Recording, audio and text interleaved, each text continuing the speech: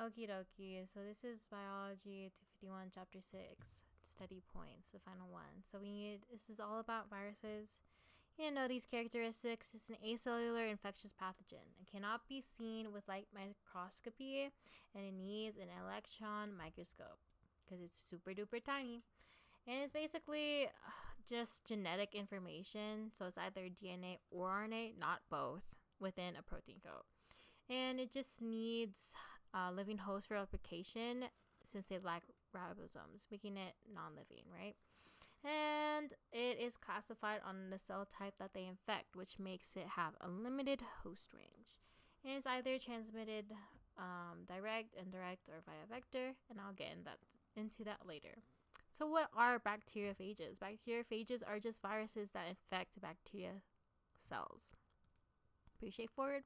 Explain the structure of viruses. So this is a virus. This is an enveloped virus.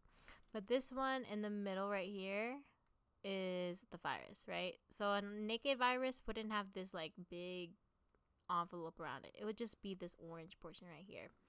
But since this is an enveloped virus, what this shows is that it is surrounded by a lipid bilayer, phospholipid bilayer of just spikes.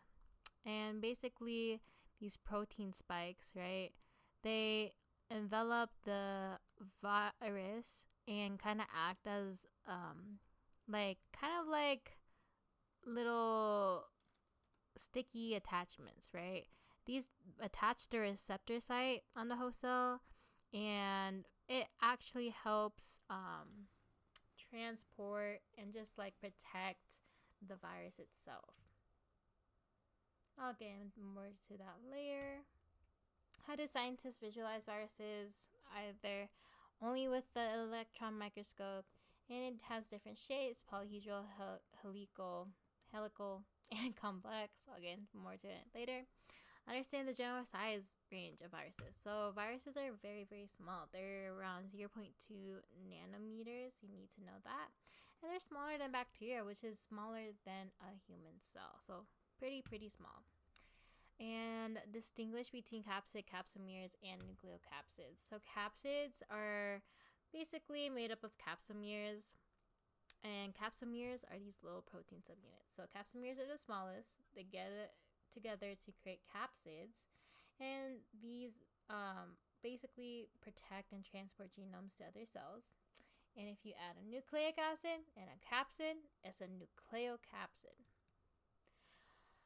Explain why viruses are considered to be non-living members of the microbial world. So, like I said before, they lack ribosomes and they need a living host to reproduce. Therefore, they're not living. Know what viruses are composed of. Like I said, it's a nucleic capsid, right? It's nucleic acid, which is the DNA or RNA, which is what a virus is, and that protein capsid made of capsomeres. Sometimes they either have an envelope or they don't have an envelope. That's basically what a virus is.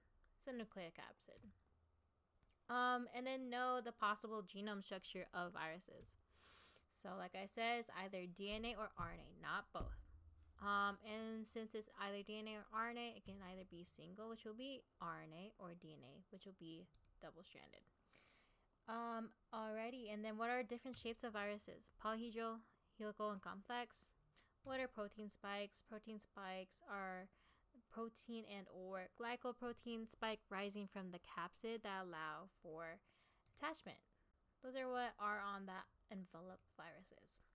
Describe the viral envelope, where it comes from and what it does. So the phospholipid membrane, which is the envelope, basically adds protection to the virus, and it's picked up during when a virus infects a host cell.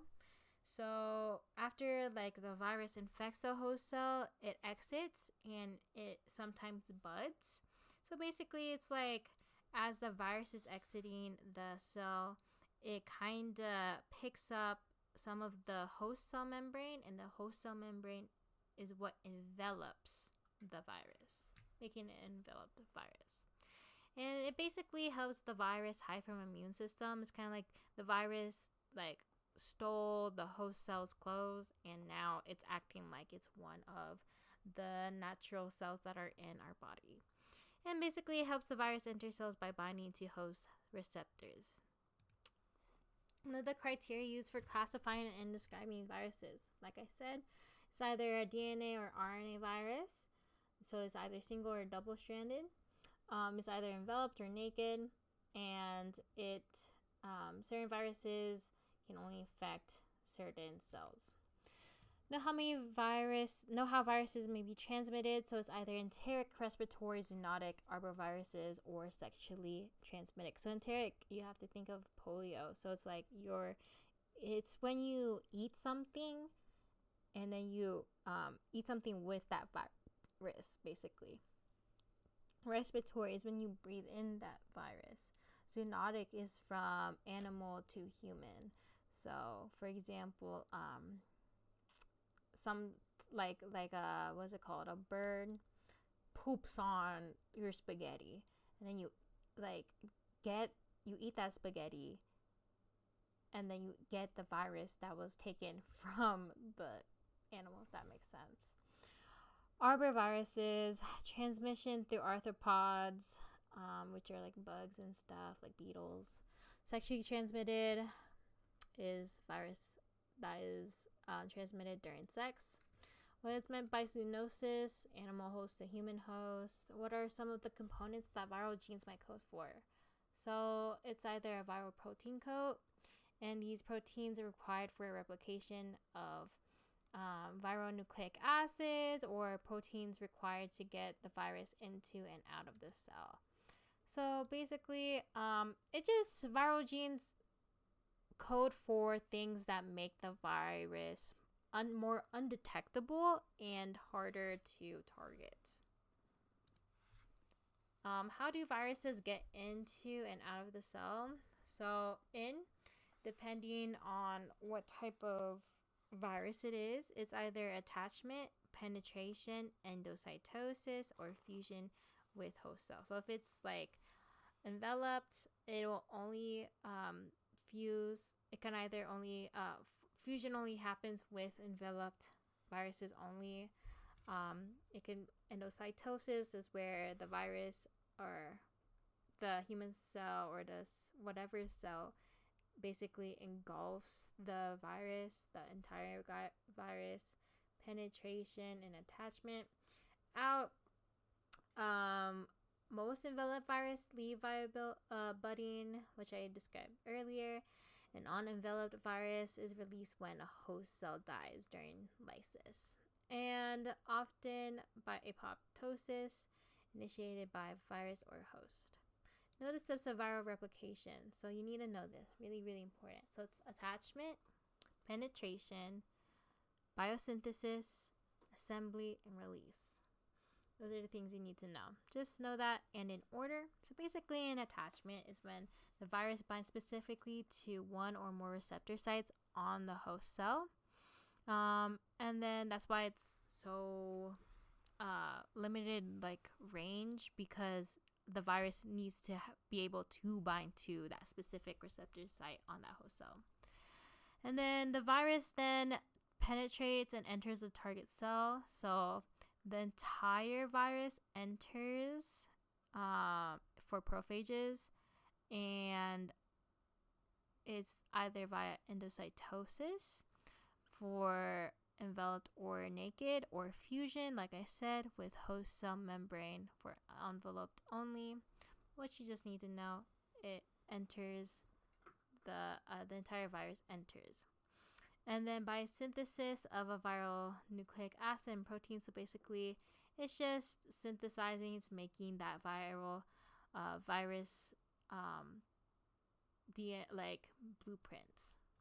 And then assembly and maturation. So basically it's spontaneous and self-assembly when nucleic acid and capsid proteins accumulate in the host cell. And then finally a release. And most enveloped viruses leave via budding, which I described earlier. And if it's non-enveloped, the host cell often dies through apoptosis. Understand what is meant by host range of viruses. Like I said before, they have a lock and key mechanism. So basically, certain spike proteins of viruses are compatible with certain receptors on host cell. Now the steps of bacteriophage replication. So bacteriophage is unlike prophage replication or viral replication, which is this described. But in bacterial replication, bacteriophage replication, basically it's either going to go through the lytic phage replication or lysogenic. And you need to know the difference between the two. Because in the lytic replication, it's the same steps as normal viral replication. However, only the DNA's genome is injected, not the entire virus itself. So think of like a needle injecting just the DNA into the cell. And then it goes through biosynthesis, goes through maturation, but then the cell dies and phage is released. So the cell dies during lytic phage. However, in lysogenic cycle, phage DNA is integrated with host DNA. So it's still injected, but the phage DNA is basically combines with the host DNA to become a prophage. And basically the host cell does not die. And properties of bacterial cell are changed due to bacterium carrying a phage. Understand the difference between temperate and virulent phage. So temperate phage is a phage that is able to integrate genome into host cell DNA. And this is usually in slow cells, and a prophage is created out of this. While as a virulent phage basically is the death of a cell. Define lysogen, lysogenic conversion, and prophage. So lysogen is just a bacteria with prophage. And then what is a prophage? Well, a prophage is virus DNA combined with host DNA. So it's basically a bacteria is a lysogen is bacteria with a virus with DNA combination. And then lysogenic conversion is when properties of bacterial cell are changed due to bacterium carrying a phage. So basically it's like lysogenic conversions where like you get a power up. The virus gets a power up. And what are some of the properties encoded by prophage? So basically a prophage can give bacteria new traits like toxins, resistance to antibiotics, and new ways to produce biofilms. And then that's it. Good luck.